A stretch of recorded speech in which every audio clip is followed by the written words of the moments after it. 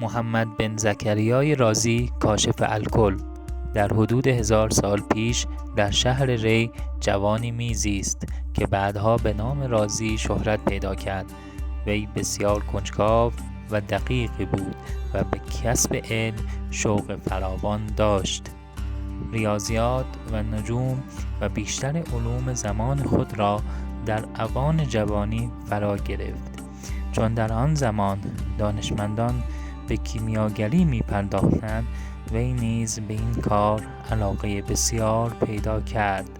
یعنی می‌خواست ماده‌ای به دست بیاورد که با آن فلزات دیگر را به طلا تبدیل کند. برای نیل به این مقصود روز و شب به آزمایش‌های گوناگون می‌پرداخت و بر اثر همین آزمایش‌ها به چشم درد مبتلا شد و ناگزیر به پزشکی مراجعه کرد. گویند که پزشک برای معالجه چشم‌های رازی 500 سکه طلا از او گرفت و چنین گفت: کیمیا این است، نه آنچه تو در جستجوی آنی. این سخن در رازی بسیار اثر کرد و از آن پس به تحصیل دانش پرداخت.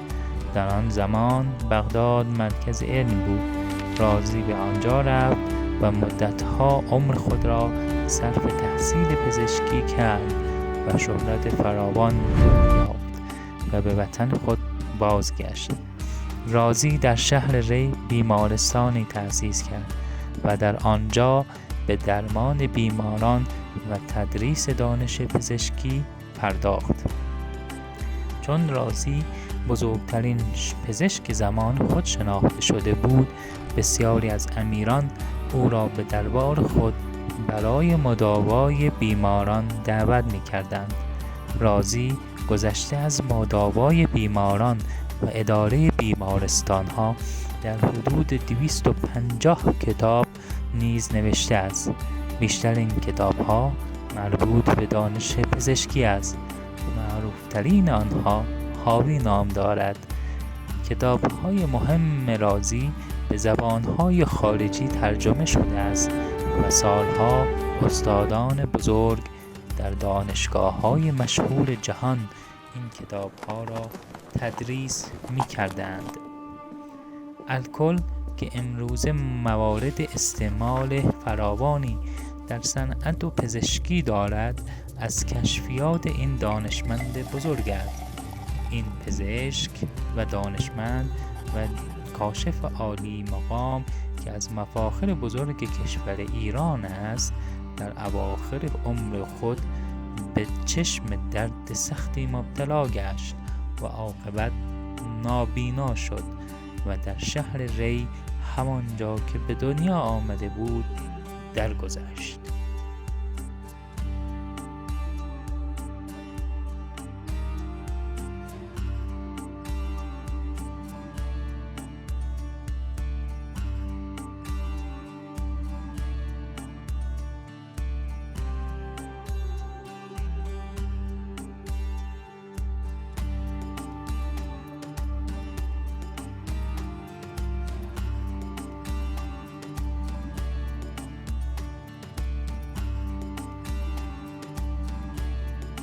A 1,000 years ago, the city of Ray was home to a youth known for intense precision, a scholar named Muhammad ibn Zakaria Rhazi. He built an early credible reputation by mastering rigorous, highly abstract sciences, mapping out mathematics and charting astronomy. Yet, despite that grounded intellect, he fell completely into the era's great mystical trap. He became consumed with alchemy, obsessively trying to transmute base metals into solid gold. Chasing literal wealth in a laboratory put him on a dangerous, destructive path that would eventually force his life in a completely different direction. He spent grueling days and nights leaning over open fires, boiling volatile chemicals, and inhaling the thick, toxic exhaust of early glassware. Those fumes exacted a severe physical toll, They burned his corneas, and his vision steadily deteriorated. Facing the very real threat of blindness, he had to shut down his fires, leave his experiments, and track down a medical specialist. He found a physician, but the quoted price for the treatment was staggering: 500 gold coins. This Persian biographical text recounts that exact historical encounter.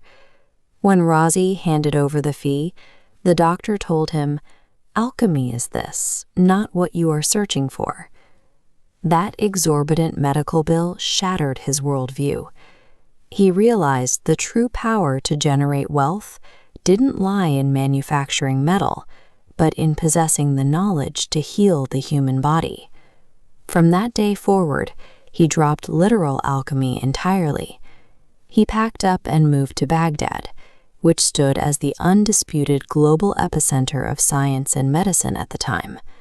There, he applied the exact same grueling, obsessive focus he had used over the crucibles to master human anatomy and pharmacology.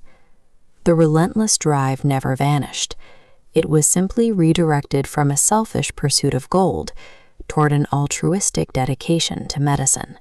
Years of intense study later, he returns to his homeland of Rey, not as a failed alchemist, but as a master physician. He transitions out of solitary study and steps up to lead, formally establishing and organizing a new hospital in the city. He takes on a rigorous dual role, walking the wards to treat the sick, while delivering lectures to train the next generation of doctors. His reputation reaches the highest levels of society, earning him immense fame and summons to serve at the personal courts of regional emirs. A desperate personal quest to save his own eyesight had grown into a public institution that elevated the health of the entire surrounding region. Alongside his practice, he writes constantly. By the end of his career, he authors approximately 250 distinct books and medical treatises. His magnum opus, a massive encyclopedia called Al-Hawi, carries so much historical weight that it is translated into Latin and taught by university professors worldwide for centuries. Yet his most universally recognized contribution actually stems from his early chemistry experiments, the formal discovery and isolation of alcohol. Today, we rely on that specific discovery as the foundation for industrial chemistry and the universal standard for modern medical sterilization. Looking at the lower section of this historical text, we see him explicitly credited with this discovery, alongside notes on its massive modern usage in industry and medicine. The sharp irony of his legacy is that the world's most vital, life-saving antiseptic was born from a young man's toxic, failed attempts to get rich.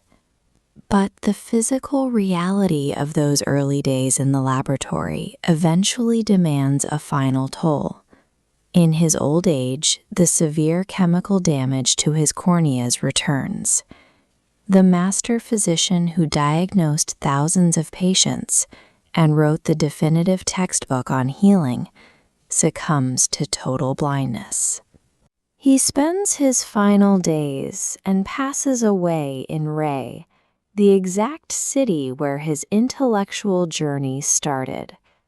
The alchemist ultimately lost his physical sight, but by trading the crucible for the clinic, he provided a permanent, healing clarity that the rest of the world would use for the next 1,000 years.